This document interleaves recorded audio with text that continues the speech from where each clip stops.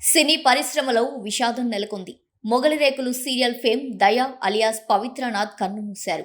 ఈ విషయాన్ని నటుడు ఇంద్రనీల్ భార్య మేఘన తన ఇన్స్టా ద్వారా తెలిపారు.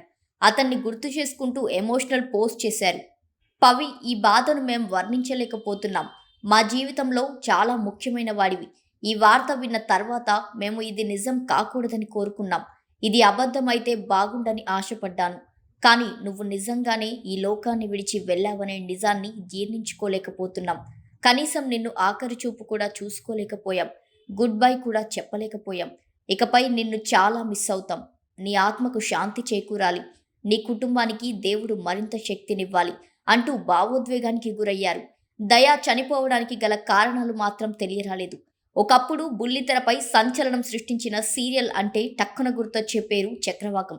మంజులా నాయుడు తెరకెక్కించిన సీరియల్స్ అంటే అప్పట్లో టీవీ ఆడియన్స్కు విపరీతమైన ఇష్టం ఉండేది.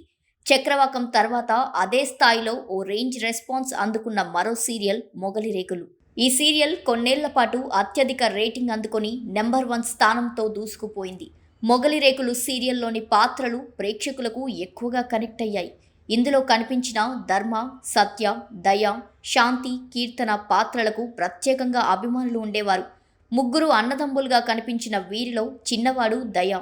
ఎంతో అల్లరిగా, అమాయకంగా కనిపించే పాత్ర తనది. కానీ సీరియల్ మధ్యలో దయ చనిపోవడంతో అతడి పాత్ర ముగిసింది. ఆ తర్వాత కొన్ని సీరియల్స్ చేసిన దయ చాలా కాలంగా ఇండస్ట్రీకి దూరంగా ఉంటున్నాడు.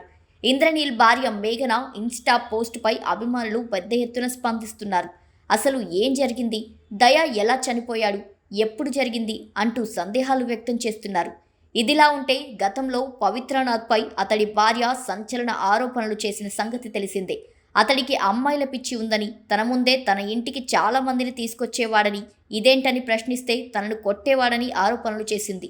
అప్పట్లో ఈ వార్తలు ఇండస్ట్రీలో చర్చనీయాంశమయ్యాయి.